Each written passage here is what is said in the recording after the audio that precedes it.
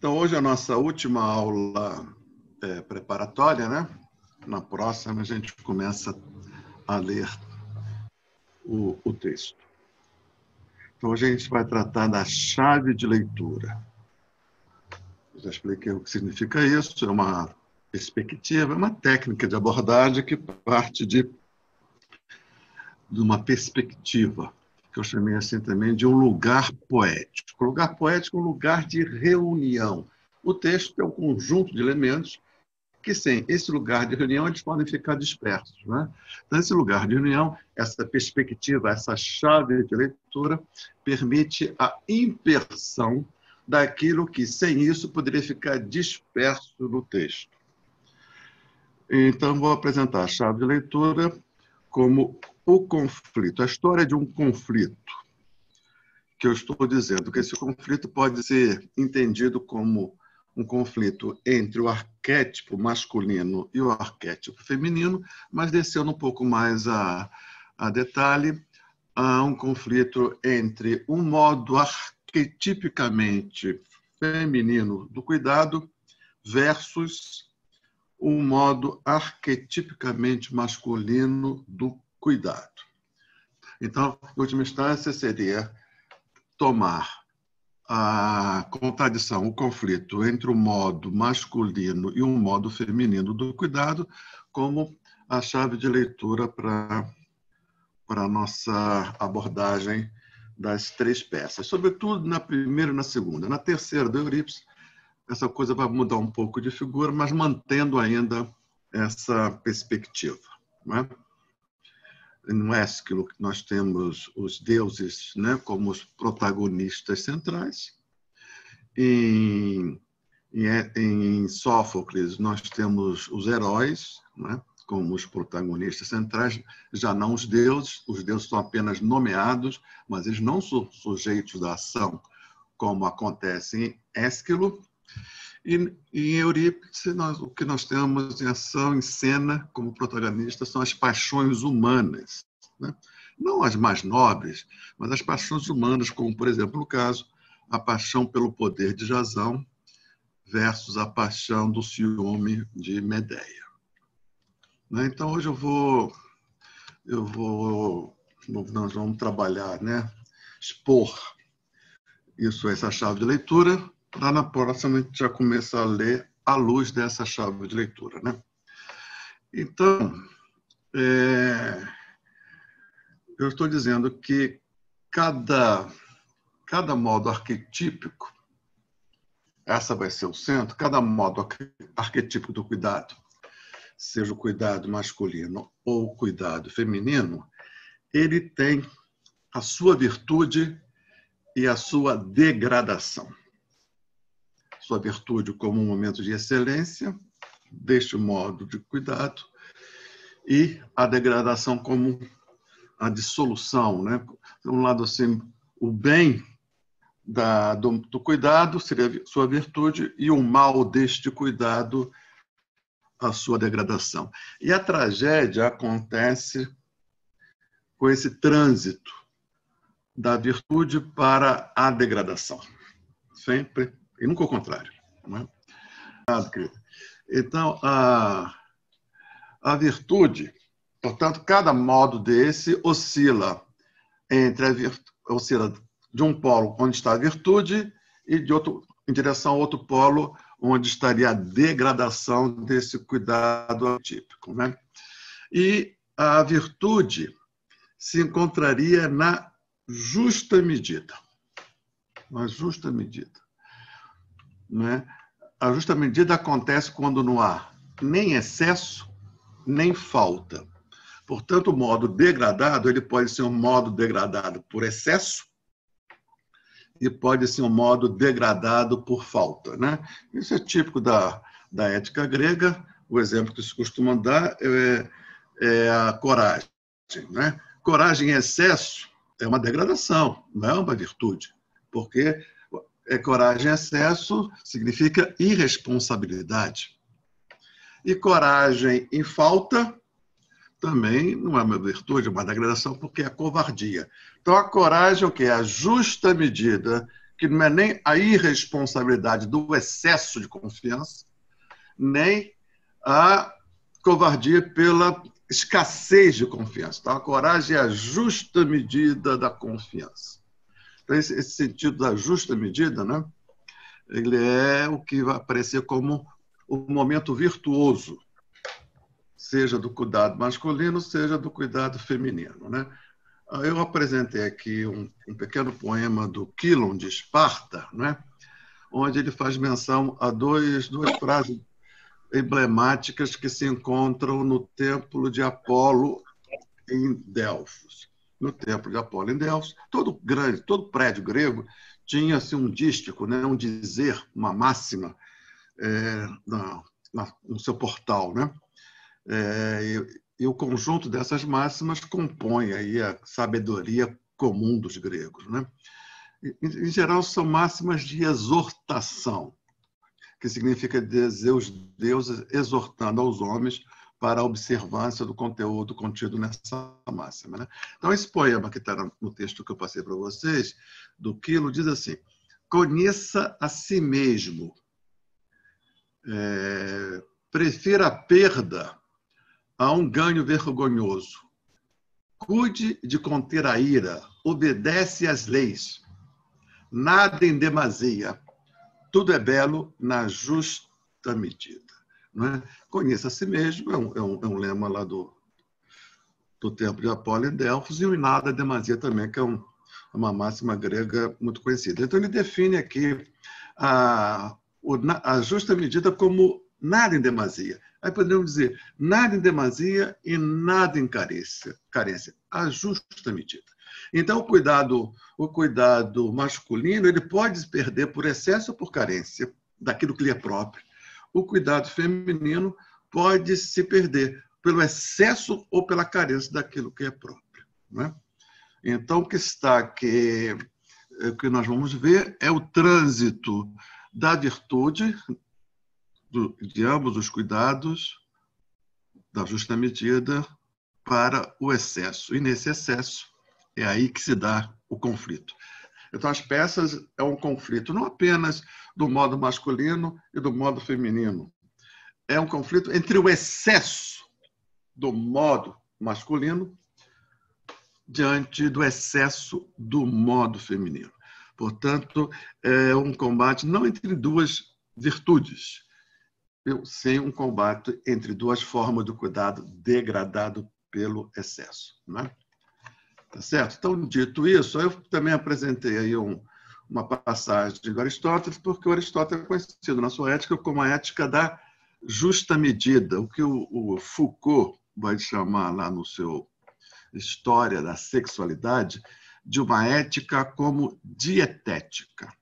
A ética grega, não apenas dos filósofos, mas da moralidade grega como um todo, não é, de modo geral, não é uma ética como, de alguma medida, a ética, a moral judaico-cristã, melhor dizendo, não é uma moral como a judaico-cristã da interdição, e sim da dietética. Por exemplo, a ética judaico-cristã, em alguma medida, da interdição do sexo.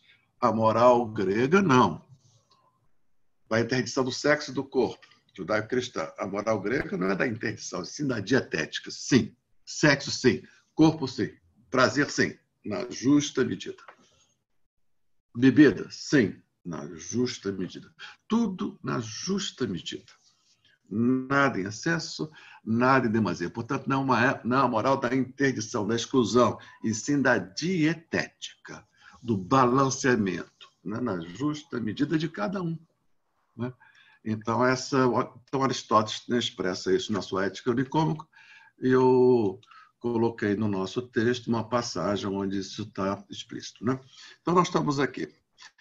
Vamos trabalhar com os modos do cuidado arquetípico, levando em conta a sua virtude na justa medida e na sua degradação, quando esta justa medida, quando a conquista da justa medida se perde, né? Tá certo? Então, vamos aqui. Os modos arquetípicos do cuidado. Esses modos arquetípicos do cuidado, eles têm origem, feminino e masculino, na divisão natural do trabalho. As sociedades primitivas, por serem muito pouco desenvolvidas tecnologicamente, elas tinham um baixíssimo nível de divisão de tarefas ou divisão de trabalho, mas uma desde sempre esteve presente, que é aquela divisão de tarefas impostas pela anatomia. Então, são as mulheres que gestam, né, o ser humano em seu ventre e, num segundo momento, há uma espécie, uma continuidade da gestação, agora extrauterina, que se dá, sobretudo, na prática humana da amamentação. Né? A criança, o feto, na sua formação no útero, ele se alimenta imediatamente, sem mediação. Ele, quando nasce, na sua fase de gestação ainda, na fase extrauterina, essa alimentação ela é mediada. É como se fosse a continuidade da natureza. Isso é importantíssimo para a gente entender o modo feminino do cuidado. É uma continuidade da natureza, mas agora não mediada por ela, muito influenciada por ela, pela natureza, mas mediada pelo afeto. O acolhimento da mãe. Aquele acolhimento que era natural ao feto no útero, agora esse acolhimento ingressa num outro registro. Essa relação entre esse que precisa ser alimentado e esta que supre, né, que provém de alimento, esse que precisa ser alimentado, agora não se faz naturalmente, ainda muito encharcada por natureza, mas ela se faz num acolhimento que não é dado pela natureza e agora é dado pelo afeto. E é importante a gente observar esse aspecto, que a criança, quando ela mama, ela arquetipicamente lança o seu olhar em busca do olhar daquela ou daquele que a amamenta. Não é? Então, essa troca de olhar, ela não tem paralelo no mundo animal. Só acontece, essa troca de olhar com aquela intensidade, com aquele significado, só acontece no reino humano, na espécie humana. Não é? Então, veja, não é apenas um ato, o ato da amamentação, não é apenas um ato natural de alimentação. Ela se faz no âmbito, no horizonte do afeto expresso nessa troca de olhar. Então, nós podemos dizer que esse afeto, esse modo tipicamente feminino do cuidado, porque o homem não amamenta, ele pode, não amamenta a partir desde si, desde o seu próprio corpo, esse modo feminino do cuidado, nós podemos entender como um afeto que sai da natureza, emerge da natureza e ingressa no humano. Não é? Então, assim, é como se a origem natural deste ato, desse cuidado, ainda estivesse muito presente. Não é? Então, é uma espécie de, vou chamar isso, de sublimação da natureza no terreno humano, do afeto, do simbólico, da linguagem, da cultura, etc. Mas ainda muito próximo da natureza. Então, eu estou dizendo que esse afeto que daí surge, esse modo de cuidar, que é um afeto, ele surge, esse afeto, atravessado pelo patos da proximidade. Então, isso é decisivo para a gente entender. Patos da proximidade. Então, os modos masculinos e femininos distintos do cuidado, eles têm a sua raiz na divisão natural do trabalho imposta pela anatomia humana, né? E ele se dá, o modo feminino, como um empenho destinado à sobrevivência imediata da prole. Se a gente pegar toda mulher amamentando, em geral, o filho busca o olhar de quem amamenta e, em geral, ele é correspondido. Então, é para mostrar o seguinte, não é apenas a fêmea alimentando com o leite que brota do seu corpo aquele bebê. É isso, mas no humano se dá com a troca deste olhar, que não obedece a nenhuma função natural, orgânica. É como se fosse o seguinte, é como se ao bebê não basta apenas sugar, sorver aquela Sim. quantidade de proteínas. Beber o Também, leite. ao mesmo tempo, ele sorve algo que não está na natureza, no registro da natureza, que está no registro do afeto tipicamente humano. Afeto só pode ser humano, entende o que eu estou dizendo?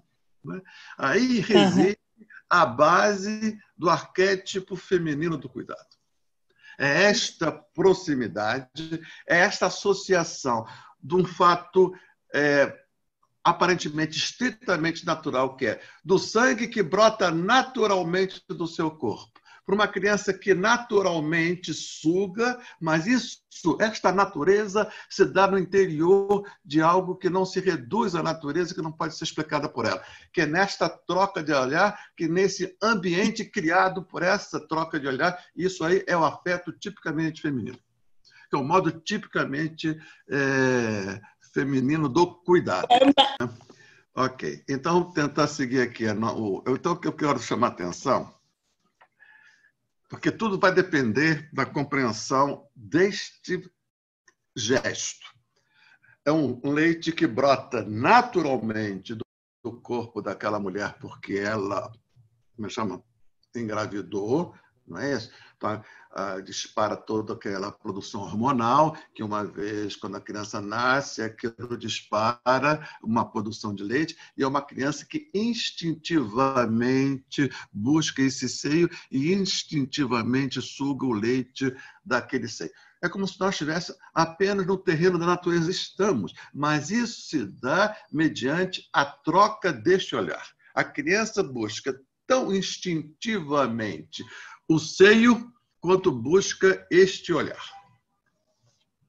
Né? E este olhar, nesta troca de olhar, aí nós podemos dizer que há uma sublimação da natureza, agora nós estamos no terreno propriamente humano. Então, aquilo que seria aparentemente meramente uma atitude natural, ela acontece e só acontece porque ela acontece já num terreno, numa esfera, num âmbito.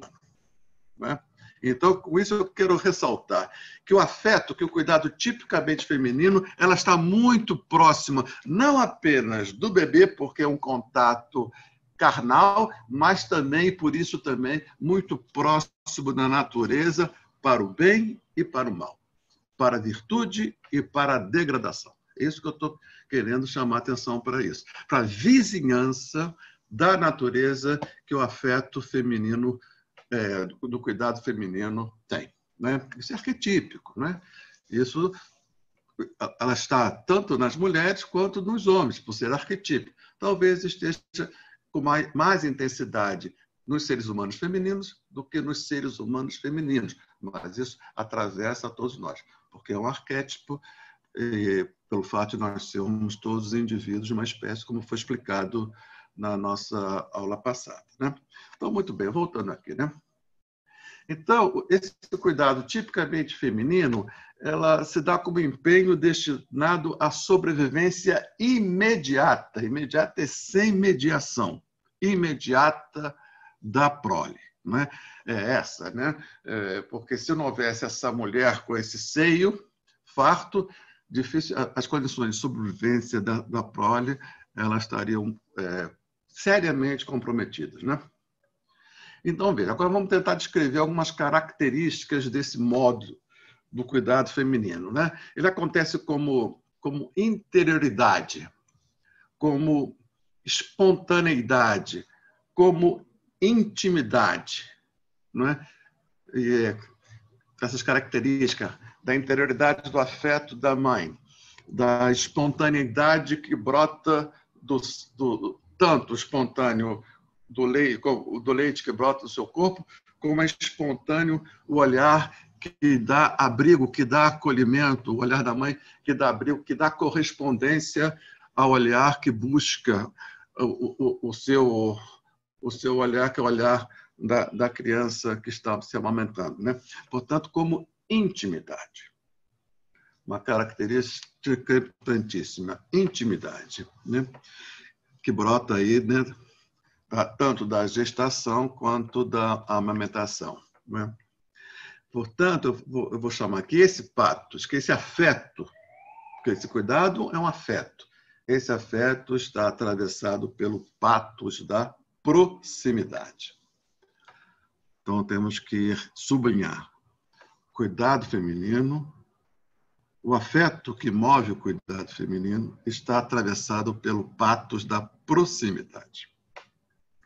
Proximidade da natureza, proximidade mãe-criança, não apenas física, como afetiva.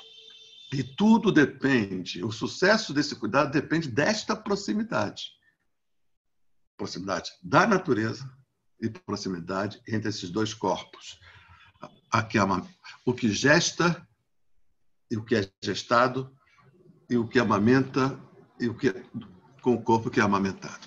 Então, pelo patos da proximidade. A palavra patos é uma palavra grega, daí vem paixão, paciente, não é? Que compõe uma palavra que compõe com a palavra ethos uma polaridade, né? Pois. Daí vem ética, né? Ethos significa aquilo que é próprio, não é? Aquilo que não pode, que nunca está ausente, é o ethos, e o patos é aquilo que pode estar ausente, é aquilo que nos atravessa, que não brota desde dentro, que nos atravessa. As paixões nos atravessam, né? Sendo que outras coisas já estão dentro de nós. O que já está, que é próprio, é o ethos, e o que atravessa é o patos. Então, eu estou dizendo que este afeto tipicamente feminino do cuidado, é atravessado pelo patos da proximidade, né? Então, veja, e uma das outras características, a essência desse afeto é o fato dela permitir o trânsito das pulsões primitivas, naturais, né? Da gestação e da natureza nesse corpo feminino e nesse corpo do bebê, o trânsito dessas pulsões primitivas para o mundo do simbólico, para o mundo deste olhar, que esse olhar dessa troca, desse encontro de olhares, que daqui a pouco vai se dar também pela mediação. Nós estamos, no primeiro momento, no terreno do imediato, mas daqui a pouco estaremos na esfera da mediação da linguagem, do social, da cultura, etc. Né? Então, nós podemos dizer que esse cuidado, esse modo feminino, ela vai na direção, quando bem sucedido, do particular, e é a partir do particular que ela mira o geral. A condição desse modo feminino do cuidado mirar o geral é a partir do particular. Então, nós já podemos adiantar que ela se degrada, esse modo, quando ela se encapsula apenas no particular e desconhece o geral. A condição de ver o geral, deste modo, de teorizar o geral como horizonte, é a partir sempre do particular, mas ela pode ficar enclausurada no particular e, ao se fechar enclausuradamente no particular, ela se degrada. Certo? Muito bem. Então, vamos seguir em frente. Então, aqui, olha. A expressão está no nosso texto. A expressão virtuosa ou luminosa desse modo do cuidado acontece como conquista da justa medida do patos da proximidade. Com justa medida desta proximidade. O que implica essa justa medida acontece quando a afirmação do interesse particular acontece diante do horizonte ético do geral. Essa seria a justa medida, a justa proximidade. Essa seria a expressão virtuosa desse cuidado. Mas tem a expressão degradada, tenebrosa do cuidado feminino, que acontece com a perda dessa justa medida. A perda da justa medida, ou por carência, ou por excesso, né? Então, eu disse assim no nosso texto.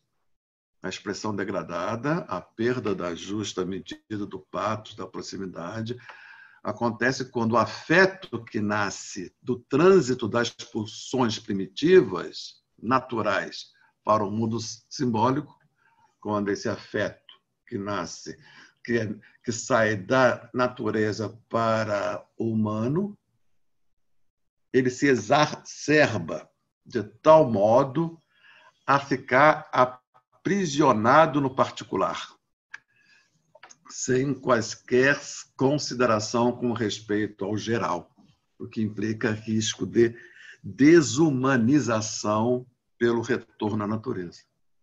Né? A gente precisa que, durante a semana, eu sugiro que vocês meditem sobre esses pontos, né? Porque não é assim de assimilação imediata, a gente precisa, apesar de ser simples, não é nada muito complexo, mas nós precisamos ganhar, não é? A espessura própria desses conceitos pela meditação, né, cuidadosa disso. Então, veja, o que eu estou dizendo. A virtude do cuidado feminino guarda responsabilidade com mantendo a proximidade com a natureza, porque ela é uma sublimação da natureza, assegurando o interesse do particular, porque esta é a sua tarefa, né, imediatamente a prole, mas ela, diante disso, ela tem que se abrir para o geral.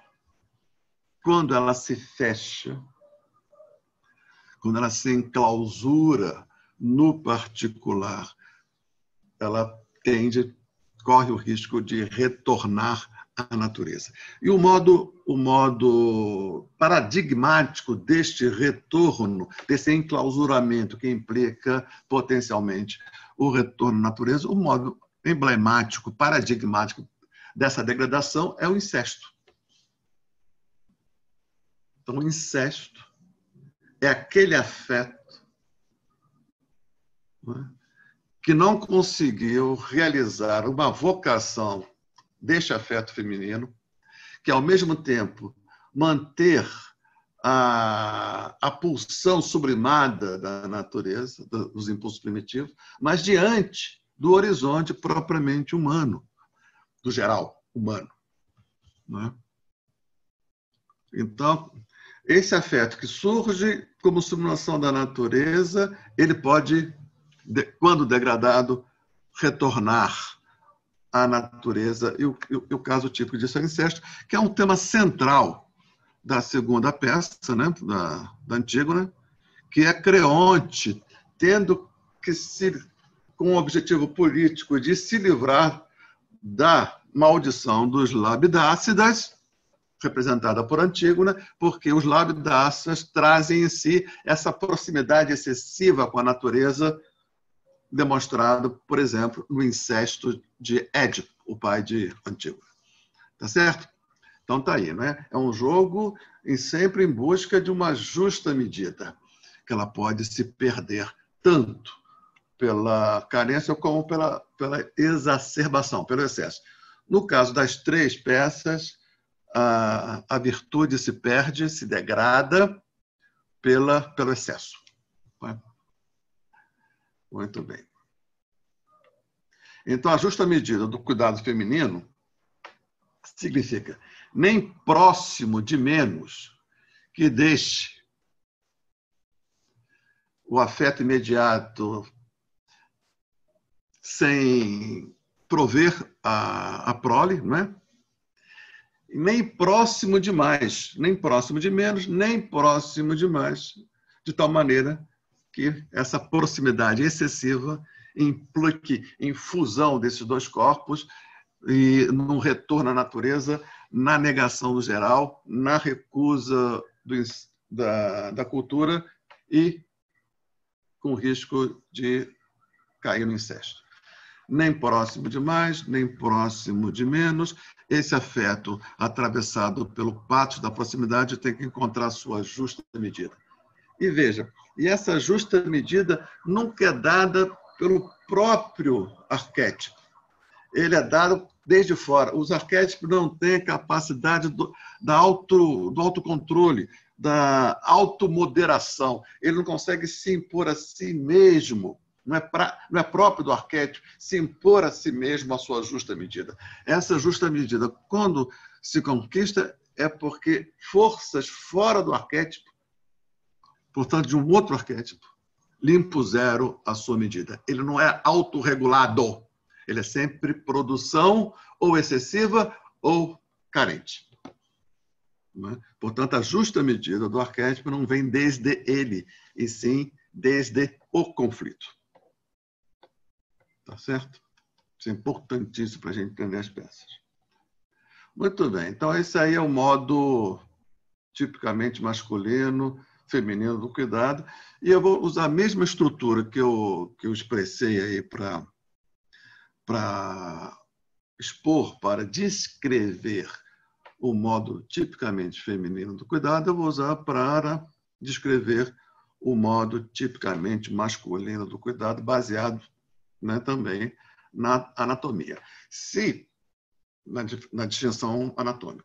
Se esta fêmea, esta mulher, durante esse período da gestação e da amamentação, ela precisa ser guarnecida, ser cuidada, né? Então, portanto, o cuidado propriamente masculino dá-se como empenho destinado à sobrevivência mediada da coletividade.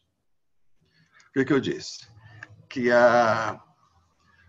o cuidado feminino dava-se como empenho destinado à sobrevivência imediata da prole. Aqui eu estou dizendo, o empenho masculino, o cuidado masculino se dá pelo empenho destinado à sobrevivência mediada do grupo. Mediada através de. O feminino é imediata, sem mediação.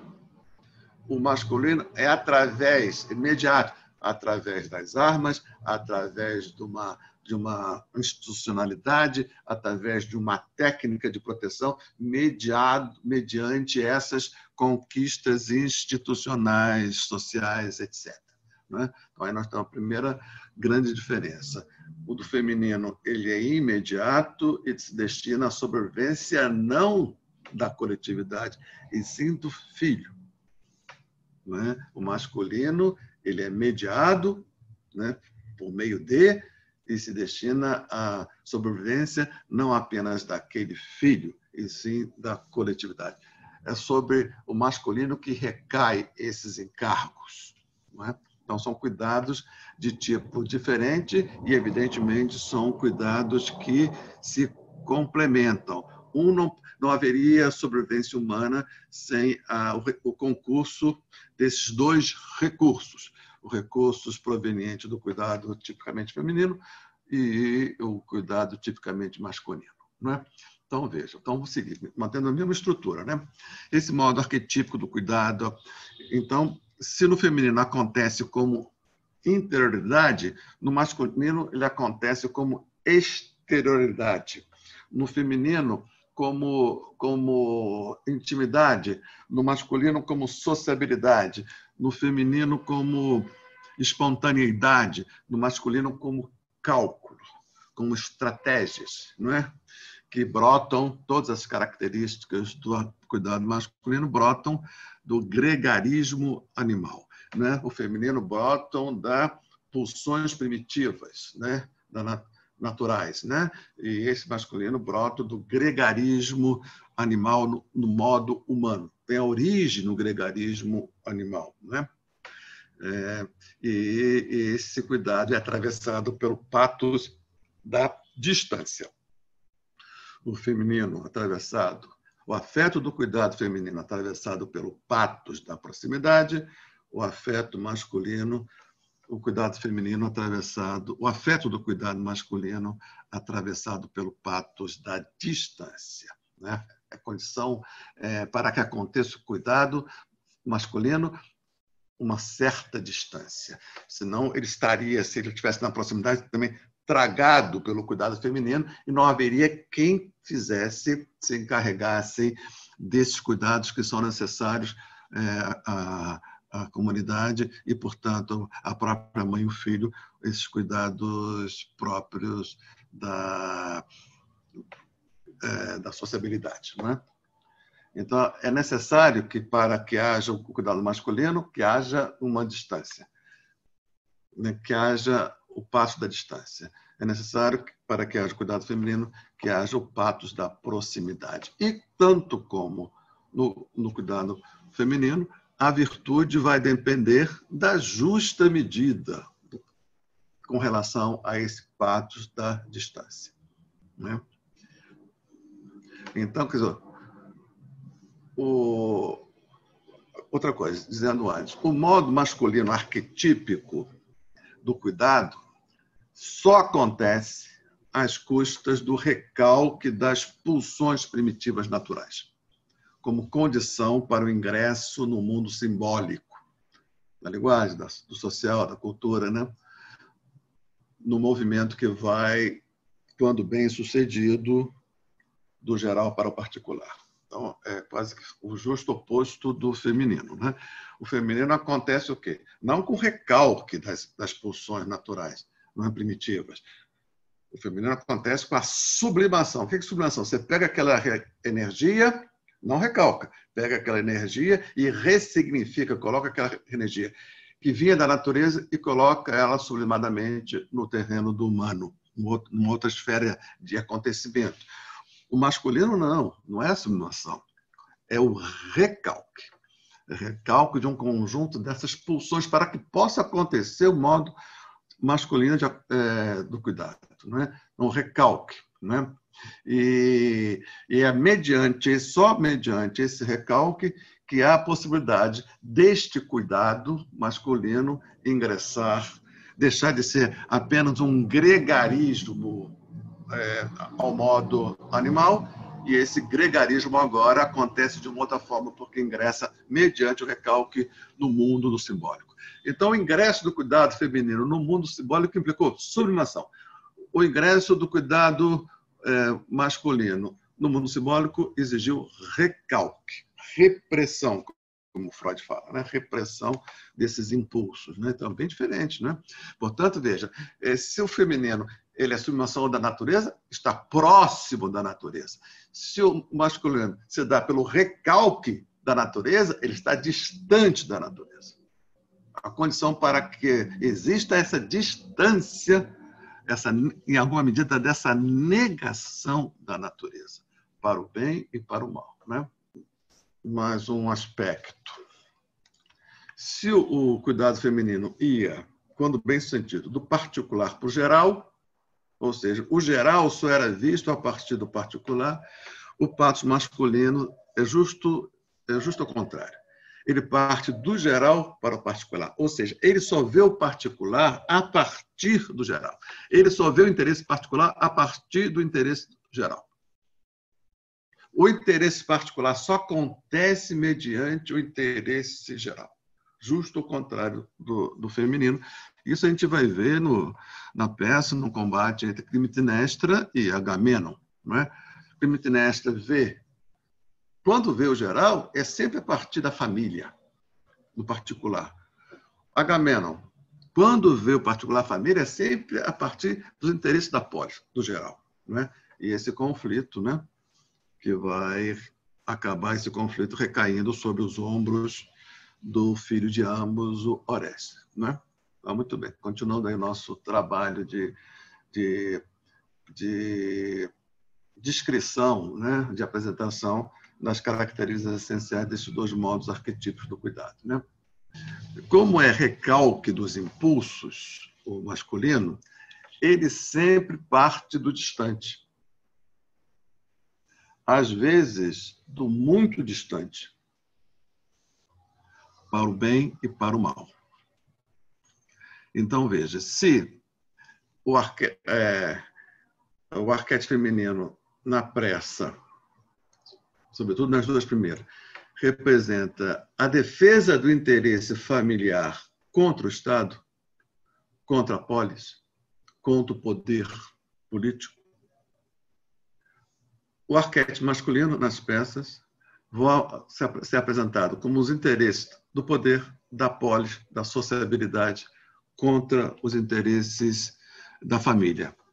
Ou seja, é o particular contra o geral, como modo degradado do cuidado feminino, modo degradado feminino no feminino, e o geral contra o particular como modo masculino degradado do masculino. Né? Isso aí é o enredo. Então, muito bem. Então, vamos agora ver a expressão virtuosa do cuidado masculino e a expressão degradada do cuidado feminino, a expressão virtuosa do cuidado masculino como justa medida, não é? Do pátio da distância, nem muito próximo, nem muito distante, não é? E a expressão degradada como perda dessa justa medida. Né? Então, eu disse o seguinte aqui, olha, vamos ver. A expressão virtuosa, luminosa desse modo do cuidado acontece como conquista da justa medida do pátio da distância. Isso é, como afirmação do horizonte ético da comunidade, sem aniquilar o interesse particular. Esse exemplo, essa passagem que a Fátima trouxe, quando Agamenon ele entrega a sua própria filha como condição, em holocausto, como condição de salvação da polis, ele está afirmando o horizonte ético da comunidade, mas sacrificando o interesse particular. Em certos momentos como esse, não é possível a justa medida. Não é? Então, aí se perde a justa medida por imposição das circunstâncias, né? O que vai implicar, como Clitemnestra teve a sua filha sacrificada, recai sobre ela a guarda dos interesses da proximidade, né? Os interesses do particular contra o geral. Então, o tema da primeira peça é exatamente isso, né? O modo masculino degradado, quando o geral nega o particular, versus o modo feminino degradado, quando o particular nega o geral. Quando a família nega a polis e quando a polis nega a família. Quando a razão nega o afeto e quando o afeto nega a razão. Né? Quando a natureza nega a cultura, quando a cultura nega a natureza, etc. Toda essa polaridade, né? E cabe a Orestes, como filho de ambos, Orestes, filho de ambos, filho da natureza, Clitemnestra, filha do afeto, Clitemnestra, filho da proximidade, como Clitemnestra, mas também filho da distância, filho do poder, filho do cálculo, filho da razão, filho da polis. Ele não é só apenas filho de uma família, ele é o príncipe herdeiro. Então, recai nele o fato dele ser filho de ambos. Então, cabe a ele resolver esta contradição, como cabe a todos nós, a cada momento, resolver esse encontro desses dois arquétipos. Né? Então, quer dizer, toda essa construção que eu fiz, né?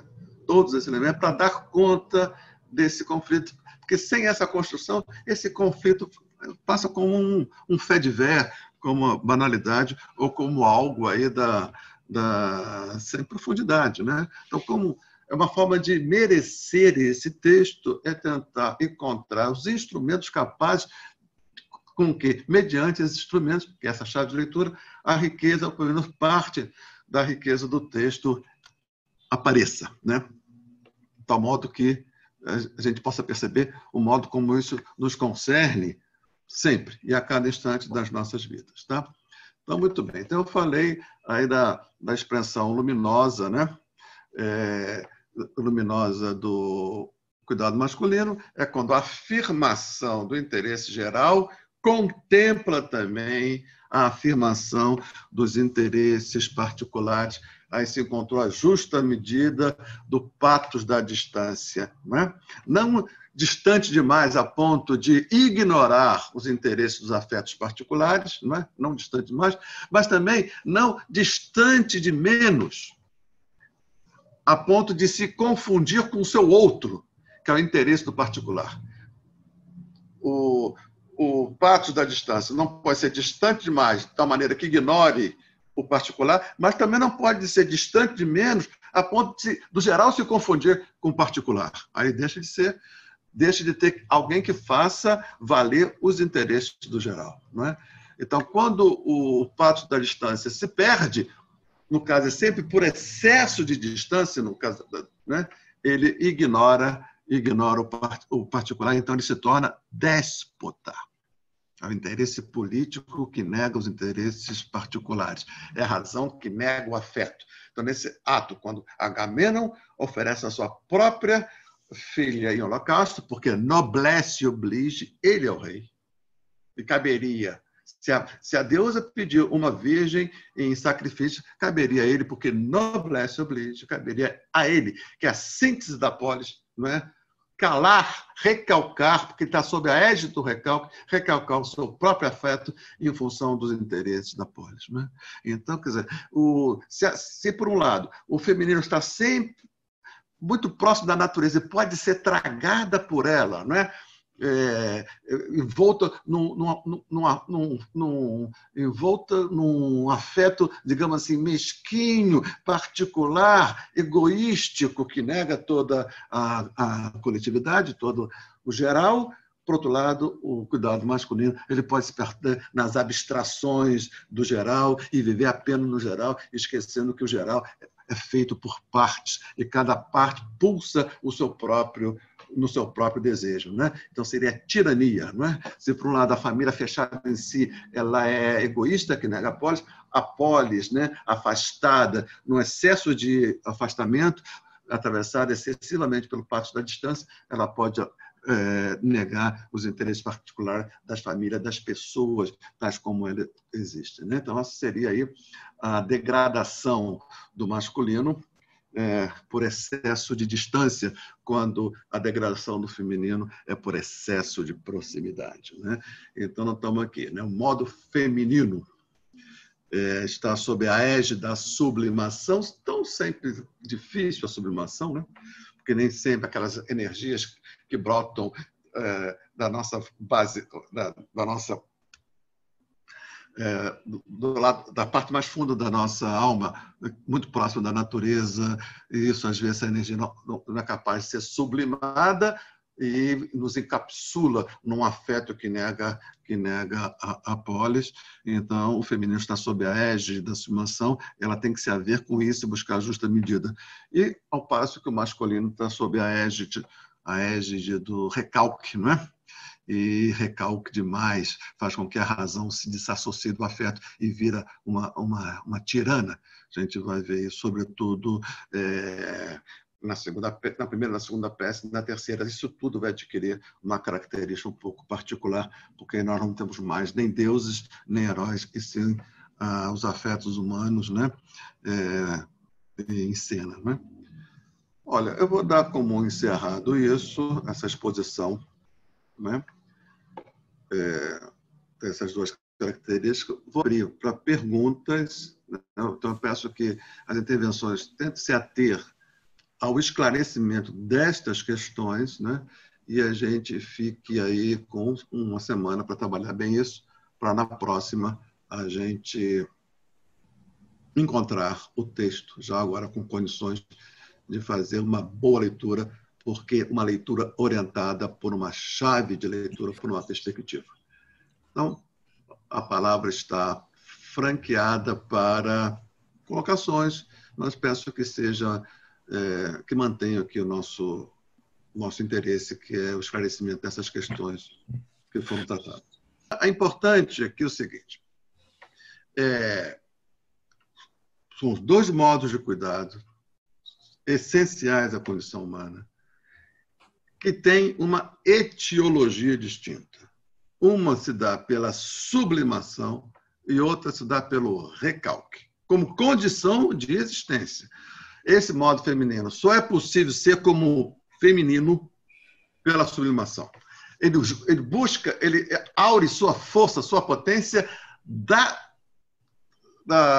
desses impulsos primitivos.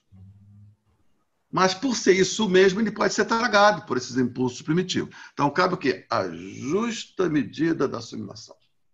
Sendo que o masculino, a condição de possibilidade dele acontecer é pelo recalque disso que o feminino sublima. O recalque. Mas, por isso mesmo, corre o risco de que, desta razão que recalca o afeto, ela enlouquecer nela mesma. Se o risco do feminino é se enlouquecer encapsulada pelo afeto, que nada mais considera a não ser o seu próprio mundo afetivo, o risco que corre o masculino é se encapsular na razão alheia a todo e qualquer afeto. Entende? Isso aí é a virtude e a degradação possível de cada um desses modos, né? E veja, e Oreste, quer dizer, o Oreste, ele tem que vingar o pai, porque a mãe matou o pai, mas para isso ele tem que matar a mãe, não é? Então, em Oreste acontece de um modo assim, cabal, exemplar, o encontro desse conflito, né? Então, a gente vai ver quando chegar o seu momento, né? Nós vamos trabalhar, mas obrigado pela intervenção, viu, Luciana? Ok, aqui que eu parei na leitura, eu parei justamente que ele fala assim, que o coração de Egisto é de mulher. Se ele não sabe, logo ficará sabendo. Aí isso ficou encafifei assim. Eu queria dar isso para continuar a ler. Porque tem a história da maldição dos Atridas, né? Uhum. Depois a gente vai explicar isso direitinho, tá? Tá bom. Ok. Não se afobe não, que nada é para já. Tá bom. Valeu. Nada. Luiz. Fala. Tá me ouvindo? Oi, tá me ouvindo? Tô. Bom, então, na verdade, com tudo isso que você nos disse, o objetivo não, o ponto a ser destacado aqui é que tanto o masculino quanto o feminino tem que encontrar a sua justa medida em tudo que faz. É isso? Não, eu disse... Tá, vamos refinar um pouquinho isso aí. Só para completar? Então, tem mais uma pergunta. Não completa agora, porque você partiu de uma premissa equivocada. Eu vou esclarecer isso, depois você completa, talvez aí fique mais fácil para você desenvolver, porque tem que ficar uma coisa clara que eu não deixei clara o suficiente. Não é? Na peça, viu, Rosângela, a gente vai ver as duas primeiras. Vamos ver dois tipos de personagem, que eu vou chamar assim, personagens arquetípicos e um personagem não arquetípico. Isso para responder exatamente essa questão que você colocou. Nós temos que identificar, tanto na primeira quanto na segunda, o personagem não arquetípico. Os demais todos são arquetípicos. O personagem não arquetípico é pessoas como nós. Na primeira, Orestes. Na segunda, Émon. Tá. O que significa dizer que não é arquetípico? Que é um personagem atravessado pelos arquétipos. Os demais são o quê? Arquétipos. Se são arquétipos, eles são personagens quimicamente puros. Apolo é quimicamente puro. Ele é só aquilo. Ele é só o atendimento de um impulso masculino. As Fúrias e a sua afilhada, Clitemnestra, né? Apolo e seu afilhado Agamemnon. A Iríneas, feminino, e a sua afilhada Clitemnestra, elas são puras, quimicamente puras, só tem um elemento. Orestes não, ele é filho do feminino e do masculino, sendo que ele está inscrito na sociedade como homem, como príncipe herdeiro. É ele que tem que gerir essa contradição. Então, Orestes é como nós. Orestes é um ser humano como nós. Complexo. Ele não é quimicamente puro. Orestes não é quimicamente puro. Ele é complexo. Portanto, nós somos complexos. mas os sujeitos da ação são quimicamente puros. Tá certo? Então, quando a gente fala assim, feminino, masculino, estou falando de arquétipo, não estou falando de seres humanos. Tem que fazer sempre esse cuidado para a gente não se perder na linguagem, né? Então, quimicamente puro. Cabe, então, a justa medida não é dado pelo arquétipo. Não é dado por... É isso que eu queria dizer para você. É dado por esse que tem que ter a gerência. Eu cheguei a dizer, o arquétipo ele não é capaz de ele mesmo se modular. Sim. É um conflito. Ele não é nem bom nem ruim, né? Ele é ele. Ele é ele, que pode se perder, aí é uma virtude degradada. Sim. Vamos dizer que é uma virtude degradada. Ou por excesso ou por carência. Mas ele acontece, ele é exposto como personagem. Mas na vida da gente, ele acontece dentro da gente. Então a peça grega é como se fosse o nosso mundo subjetivo exposto como uma exterioridade. Então, Orestes não é quimicamente puro. Ele não é, portanto, um personagem arquetípico. Ele é como nós. Como acontece Émon. Émon é filho de Creonte, que é o representante da polis, do poder, da razão, mas ele é noivo de Antígona, que é representante da família, que traz a maldição dos Labidácia, que traz a marca do incesto, marca essa que Creonte quer nos livrar. Creonte quer virar esta página desse afeto muito próximo da natureza, só que ele radicaliza no pacto da distância. Agora, cabe a Émon. O Émon chegou assim para o pai, eu reconheço a sua autoridade, mas eu reconheço a autoridade do meu amor por Antígona. Então, Émon não é arquetípico. Arquetípico é Creonte, o pai dele e a noiva dele, porque são masculino e feminino. Émon é onde acontece esse conflito. Então, caberia a Émon impor aos arquétipos a justa medida. Entende? Isso é importantíssimo. Então, acho que você estava partindo de um ponto de vista que eu não tinha esclarecido o suficiente, agora você pode continuar, acho que você vai continuar mais esclarecida. Então se o Émon, ele que impõe a justa medida, ele que põe um equilíbrio, porque ele não é um arquétipo. Isso. E quando o arquétipo, Clitemnestra, por exemplo, Clitemnestra, quando ela é afetada por um deus, aí como ela vai encontrar a justa medida se um deus está interferindo? Porque ela não pode encontrar a justa medida porque ela não é pessoa, ela é um arquétipo. Então não cabe exigir da Clitemnestra a justa medida, porque não é dela, não é própria. Como não cabe exigir a justa medida de Agamemnon, porque não é um arquétipo. Entendeu? Se a justa medida acontece, não é por moderação que Clitemnestra ela mesmo se impõe. Não, isso que eu estou dizendo. E sim pelo conflito, contida por um outro arquétipo. Os arquétipos deixados de per si, eles não encontram a justa medida. Se eles encontram a justa medida, é porque foi por conflito. Né? Como repete, por favor? Olha, Conflito. Os arquétipos não encontram a justa medida de per si. Se eles encontraram a justa medida, foi em função de um limite que foi imposto desde fora, por um outro arquétipo. Não é? Isso está no Spinoza.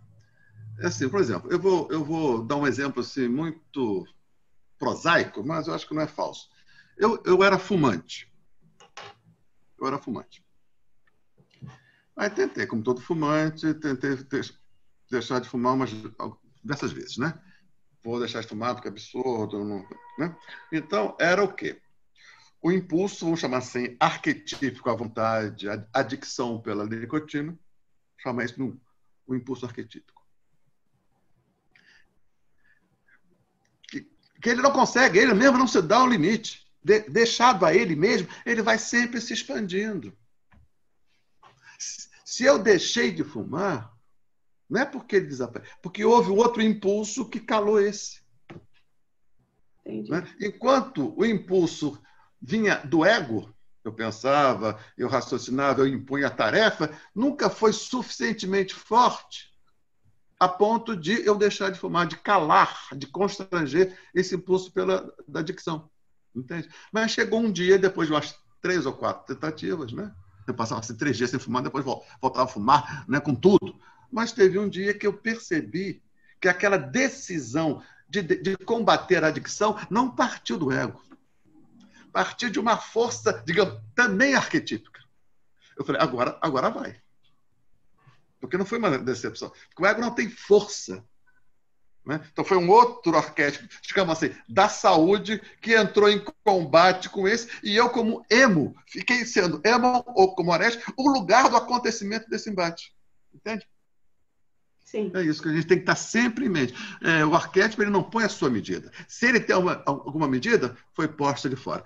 Como diz o Spinoza, só um afeto vence o outro. Isso, né? Só mais uma pergunta. Portanto, só um arquétipo dá limite a outro. Só mais uma última pergunta. Esse arquétipo que nós estamos comentando não tem nada a ver com Jung? Meu amor, foi ele que botou isso em cena, mas eu não sou junguiano, não sei se ele aprovaria isso, entendeu o que eu estou dizendo? Claro que eu busquei inspiração aí, mas eu não sou junguiano, não tenho conhecimento e nem sei se isso... Por isso que eu não falo de Jung, né? Eu dou algumas menções, mas não é uma interpretação junguiana da peça. Não é freudiana, não é marxista. Eu ouso dizer que é uma tentativa original de compreender isso, e eu estou botando as cartas na mesa. Quais as cartas na mesa? Essa é a chave de leitura que foi construída dessa forma, e esses conceitos significam isso. Entendeu? Porque, na verdade, quem criou os arquétipos não foi não Jung, foi Platão. Com as ideias, né? Está lá para trás. Então, isso aí acho que não está certo. Quem mais? Luiz. Fala, querido. Deixa eu te falar aqui. Eu quero parabenizar pela grande vitória contra o Carlos. Um jogo épico, entendeu? A partir de uma escalação exótica, totalmente improvável. Você é um homem de pouca fé, rapaz. Eu deixei aberto. Ou ele é gênio ou ele enlouqueceu. Deixei uma abertura. Inacreditável. Amanhã tem uma parada dura, hein? Deixa eu colocar uma questãozinha aqui, só para tentar entender. Quando essa questão da expressão degradada, né, do cuidado, principalmente aqui que faz referência ao cuidado feminino, você fala que no texto diz que isso aí é quando como é que eu poderia dizer? O pacto da proximidade, né? Exato. É excessivo. Isso. Quando eu quero me referir, porque até um ponto que vai ser tratado mais na frente, numa das peças, que é o incesto. Ele seria um fenômeno arquétipico? Vamos dizer assim, é quando a natureza invade, né? Porque, veja só, eu falei de sublimação. Deixa eu só terminando aqui, porque a gente tem essa, não sei, já li em antropologia, que é uma das primeiras regras, ou não sei se era o Levi-Strauss que dizia isso, que era em toda cultura, uma das primeiras regras é uma espécie do tabu da proibição do incesto, né? Então, isso seria comum, essa repulsa ao incesto a todas as sociedades, assim, quer dizer, entraria a questão dessa busca, dessa justa medida, em impedir esse fenômeno. Porque, olha, só uma coisa, hein? Aqui eu acho que no nosso mundo, na nossa lei, não é crime, não, hein? Se for maior, não é crime. Se for maior, não é crime, não, né? Se a criança... Sim, porque vai ser enquadrado em outra espécie, né? A restrição legal é da maioridade, né? É da maioridade, exatamente. Entre maiores, e se for consensual, está valendo, né? Exatamente. Se for entre maiores e consensual, está valendo. Não importa... Em termos legais, né? Não seria crime, seria pecado, né? Pecado, seria Isso é interessante. Vamos falar só um pouquinho sobre isso aqui. Primeiro, quando falou isso, eu me lembrei do Crime e Castigo, né? Que é aquele sujeito lá, como eu chamei, do Raskolnikov, vai matar Helena, né? Hein? Raskolnikov. Sim, claro. Quando o Raskolnikov vai matar Helena, que é a usurária, né? Que é a agiota, né? Ele mostra o seguinte, né? Essa mulher, ninguém gosta dela, essa mulher é uma escrota, socialmente detestável, então matá-la, do ponto de vista social, não implica nenhum problema. Aí ele vai e mata a Helena, só que a irmã passa, né? E vê. Aí ele mata a outra irmã, né? Aí ele fala, matar uma foi o meu crime, a outra foi meu pecado. É genial, né? E aquele pecado vai com um conta-gota, né? Vai até transbordar. Mas vamos aqui, Carlos, que a gente vai trabalhar isso, sobretudo, na segunda peça. O nosso amigo Freud, nas suas obras finais, né, chamadas obras sociológicas, Moisés e Monoteísmo, Totem, Tabu, Futuro de uma Ilusão e Mal-Estar da Civilização, então ali já o Freud velho, né, já bastante assentado com a sua teoria, então ele ousou fazer trabalhos de sociologia, né? Então da horda primitiva, então seria o assassinato simbólico do pai, não é? Como constituição da sociedade, e a interdição do incesto, né? Muito bem. Só que então ficou consagrada a interdição do incesto, é a saída da natureza para a cultura, porque no reino animal não há parentesco, se não há parentesco, portanto, não está no simbólico, né? O parentesco é uma forma de simbolizar as relações, se não está no simbólico, não tem incesto. Então, a interdição, a entrada na cultura significa a constituição do incesto como um tabu, a interdição do incesto. Sim, mas eu peço vênia, não quero discordar do Freud, nem nada, mas eu vou dizer o seguinte, que há uma coisa anterior, isso vai ficar, ao meu ver, sustentado pelo texto, não só por esse que a gente vai ler, sobretudo pelo segundo, mas também por outros textos gregos, que antes do incesto, mais profundo, mais arcaico e mais definidor da saída da natureza para a cultura, da natureza para o simbólico, da saída do jardim, não é a interdição do incesto, é sim a sepultura, os rituais de sepultamento. Anterior ao incesto. Né? Então, veja só. Vamos pegar assim. É possível um pai, vou até colocar como menor, ter relações sexuais com a sua filha, sem desconstruí-lo psicamente. Mas é muito difícil supor que esse pai que abusa dessa criança não teria um profundo desconforto físico se visse este corpo dessa criança, se for morta, abandonada aos cães e às aves de rapina. Entende o que eu estou dizendo? Então, ver um corpo humano voltar ao seu estado de natureza, servir de pastos para cães e aves de rapina, nos é mais insuportável psiquicamente do que diante de uma prática de incesto. Ainda que a prática de incesto possa nos ser ofensiva. Mas mais ofensivo do que isso é ver um corpo humano voltado ao aspecto natural. Esse é o centro do enredo da Antígona. Porque Creonte, né? Como é que é a história da Antígona? Não é? Rapidamente.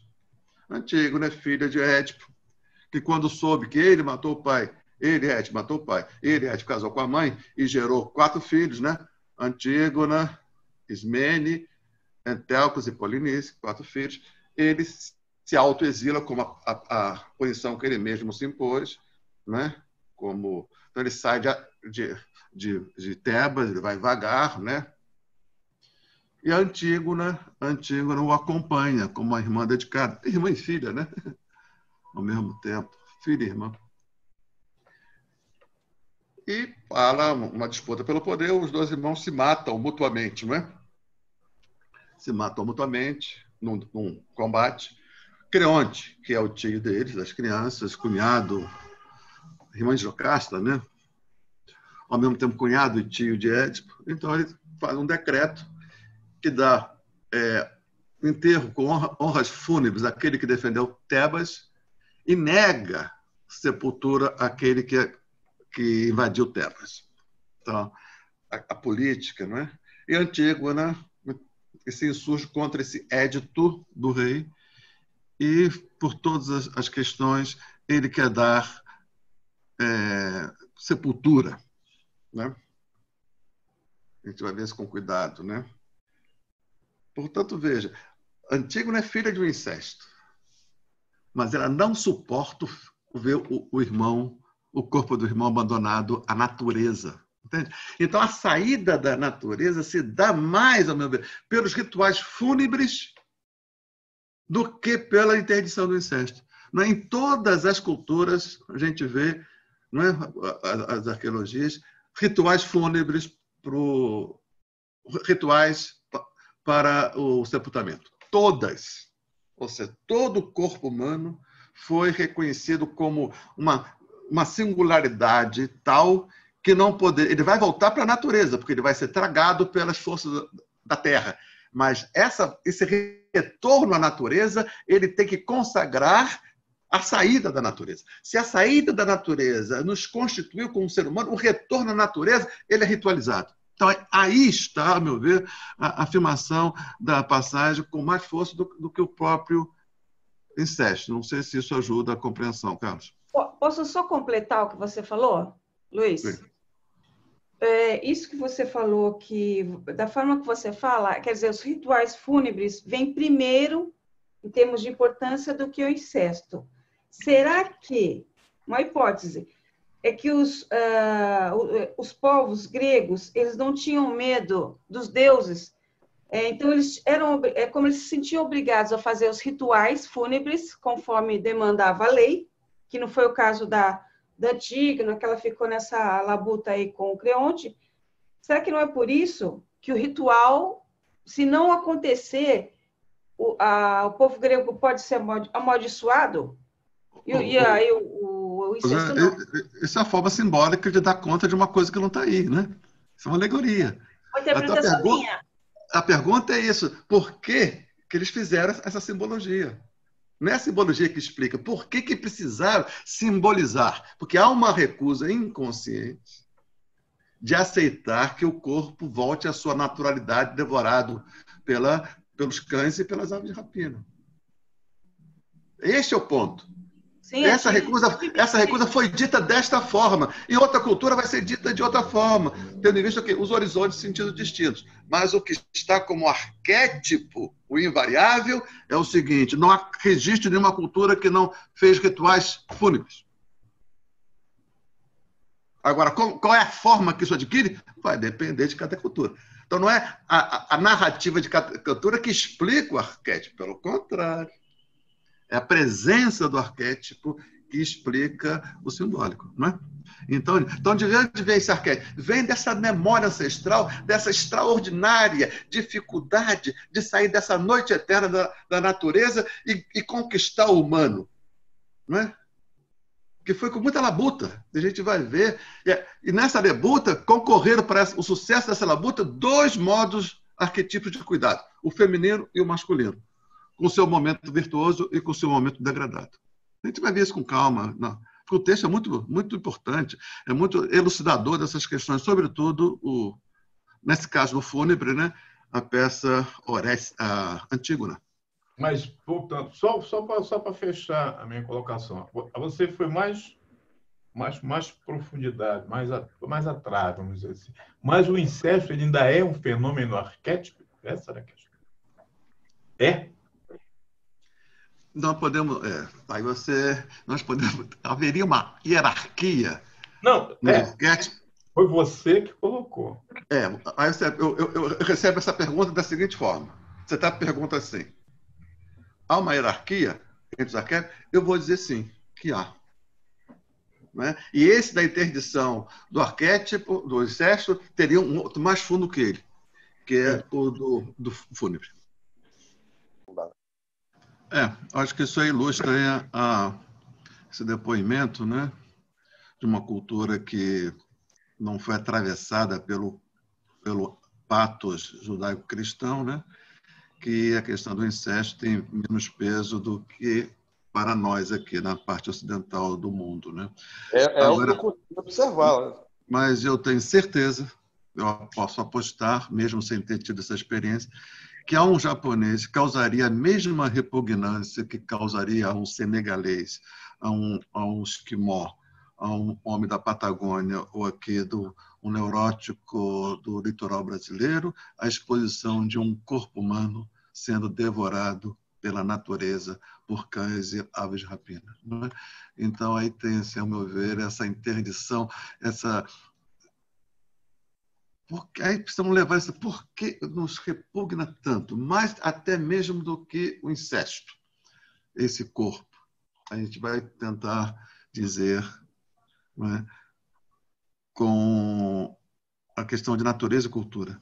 Nos custou tanto sair desse mundo natural que nos repugna. A gente só aceita voltar à natureza simbolicamente, ritualisticamente.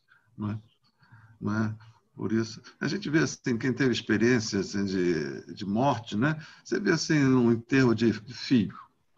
Você vê lá o pai e a mãe destruídos, mas em geral eles vão ao enterro, né? Porque seria pior, o sofrimento seria pior se esse pai, essa mãe não passasse por esse ritual simbólico de devolver aquele corpo à natureza, ao nada na natureza, né? Isso também está presente. Aqui alguém trouxe outra aula, não sei se foi nesse curso ou no outro, aquela famosa imagem do Ulisses, né? Que Ulisses que queria ouvir o canto das sereias, mas ele não queria se deixar tragar pela natureza, né? Esse compromisso é um compromisso masculino. As sereias são vozes femininas, ou seja, que no seu momento degradado nos encanta porque faz apelo à nossa sensibilidade, aos nossos afetos, mas tem um risco de nos trazer, de tragar de novo para a indiferenciação representado pelo mar, pela natureza, né? Então, de certa maneira, Ulisses ele quis comungar. Ulisses é o Émon, Ulisses é o Orestes, Ulisses somos nós, que queremos, ao mesmo tempo, ter essa dimensão afetiva, sensível, atendida, mas não querer pagar o preço do retorno à indiferenciação na natureza. Então, esse acordo, essa solução de compromisso que Ulisses empreendeu é paradigmático da nossa condição, né? A gente vai ver isso em Orestes. Luiz, só uma pergunta. Quando eu vejo esses enterros das pessoas que morreram de Covid, que não tem um ritual, não tem uma despedida, é terrível, né? Não tem nada. Quer dizer, eles são enterrados como se você estivesse enterrando um vaso, uma planta, um objeto qualquer. Então, isso me chama muita atenção, né? Isso soma. Por que isso não nos constrange, né? Acho que porque se soma a uma dor, uma outra. A dor da perda, a dor da ausência desse momento ritualístico que ajuda a nos compor a elaboração do luto, né? Isso. Então, esse retorno ao nada, esse retorno à natureza, esse retorno ao indiferenciado. Se nos custou muito sair dessa indiferenciação da natureza para o humano, né? Também custa, também nos é penoso esse retorno. Então, nós somos essa tensão. O Nietzsche tem uma imagem muito, que vem ao caso, a meu ver, uma imagem assim, muito forte, que talvez ajude a compreender isso que eu estou tentando dizer. Isso está no Zaratustra, logo no princípio, né? Esse livro, Assim Falava Zaratustra, é o Zaratustra proferindo o discurso, né? É uma espécie assim, de uma emulação dos evangelhos, né? Então, Zaratustra foi para a montanha e ficou lá 30 anos, sei lá, um tempo, e ali ele adquire, né, uma sabedoria que ele desce para prodigalizar essa sabedoria aos homens, né, que não fizeram essa experiência de subir para a montanha. Então, todos aqueles discursos do Zaratustra provém dessa sabedoria adquirida na solidão da montanha. E uma das coisas que ele diz o homem é um animal, é uma corda. Olha só, O homem é uma corda estendida, onde numa ponta está o animal e na outra está o sobre-humano, né? O super, não é super-homem nesse sentido de hiper-humano, supra-humano, super-homem no sentido de super, além de. Então, de uma ponta, a animalidade, de outra ponta, uma transhumanidade, e o ser humano é essa corda tensa. Aí ele fala assim, é um perigoso voltar para o animal, é um perigoso seguir em direção ao super-homem, é um perigoso ficar parado na corda, porque nós somos essa tensão. Então, veja, a condição humana é uma tensão. E toda tensão, por ser tensão, ela tende a um certo distensão, a um certo conforto, a uma certa perda de tensão. Toda tensão é como se ela goza na tensão, mas também ela tem uma expectativa da ausência da tensão, como no desejo, né? Você pode resolver a tensão ou voltando à natureza animal ou indo para um lugar que não existe, que é o lugar da transhumanidade. Então, esta tensão, ele fala, este aí é o perigo, nós somos essa tensão. Né? Então, acho que essa imagem nietzschiana ajuda a compreender todo esse drama que eu estou tentando dizer. Fala, Luciano. A gente vai ver lá na segunda parte, na segunda peça. Para explicar isso, na segunda peça é em Tebas, né? Portanto, diz respeito ao ciclo troiano. A primeira peça diz respeito ao ciclo... A segunda peça diz respeito ao ciclo tebano, porque acontece em Tebas, não é isso? Aos descendentes da maldição dos labidácidas, né? A primeira peça diz respeito ao ciclo troiano, a maldição dos atridas. A terceira peça é o ciclo dos argonautas, em busca do velocino de ouro. Então, nós temos que entender esse negócio ajuda a compreender a questão do ritual fúnebre, pelo qual se bate antigo na família, particular, feminino, contra Creonte, o masculino, o geral, a cultura, a polis, né, razão. Para entender esse drama, nós temos que remontar a própria fundação de Tebas, né? Que é um mito muito interessante que a gente vai trabalhar quando a gente for lidar com isso. E a fundação de Tebas, o Cadmo, né? Que é o rei fundador de Tebas, o que ele faz? Ele tinha que fundar uma cidade naquele espaço que estava habitado por um dragão e essa habitação pelo dragão impedia que aquilo se transformasse em um terreno humano. Então, ele teve que matar o dragão. Mas ele foi muito, muito sábio. Ele mata o dragão, mas ele pega os dentes do dragão e semeia. Criando a primeira geração dos habitantes de Tebas. Ou seja, ele pega a força da natureza e a cultiva. Entende? Você não pode, das duas uma, você não pode se submeter à natureza porque aí você não é gente, e você não pode negar a natureza porque aí não é possível. Então, nesse jogo da sublimação e do recalque, aí está também as bases do masculino e do feminino. Não submetido pela natureza, porque não é humano, e não sem a natureza, porque não é possível. Então, naquela primeira geração que surge, ela é obra do humano, porque foi cultivado, mas também é obra da natureza, porque pegou o mais cruel do dragão, que é o dente, aquilo que nos destrói, mas colocou aquela força da natureza a serviço do humano. Mas ela persiste sendo uma força da natureza que, de certa maneira, não tem governo e nunca terá.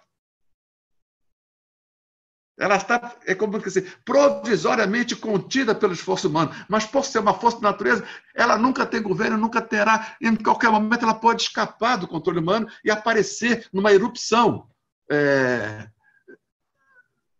Por isso a justa medida. Né?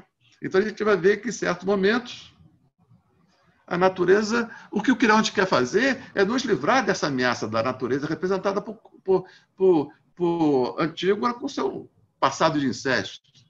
Mas, ao fazer isso, da forma como ele faz, exacerbando o pato da distância, ele retira toda a força que nos faz, que nos põe em pé, que são forças afetivas. Né? Então, esse jogo, essa justa medida nunca está conquistada para todo sempre. Aquilo que foi a justa medida ontem não significa que esse equilíbrio vai ser a justa medida hoje. Ela sempre se repõe. Entende? Aquela justa medida adquiriu-se com 70-30. Foi ontem. Talvez hoje 70-30 não seja a justa medida. Hoje a justa medida seja 50-50 ou 80-20. Então, a cada momento se recoloca qual é a justa medida dessa condição, dessa corda estendida que somos nós. Tem certos momentos que, para a corda se estender, você tem que puxar mais daqui. Em outros momentos, para a corda se manter estendida, tem que se puxar daqui. O que não pode ser é corda estendida, porque na corda frouxa, o ser humano cai. Esse jogo complexo, dialético, né, que sempre se põe, se repõe, né? É isso aí que eu estou tentando entender, todo esse jogo que perpassa as três passas, a partir dessa chave de leitura, que é o cuidado tipicamente masculino, o cuidado tipicamente feminino, atravessado pelo patos da distância, patos da proximidade, no seu momento virtuoso, no seu momento degradado. É uma chave de leitura que eu estou propondo a partir aqui de mim, da minha experiência de vida, daquilo que eu li. Claro que eu li o Jung, eu li o Marx, eu li o Sartre, mas nada disso pode ser dito pelo Jung, pelo Sartre ou por qualquer um desses. É um esforço de leitura que me pareceu que foi uma exigência que o texto me fez e eu tentei atender a essa exigência. Ao meu modo.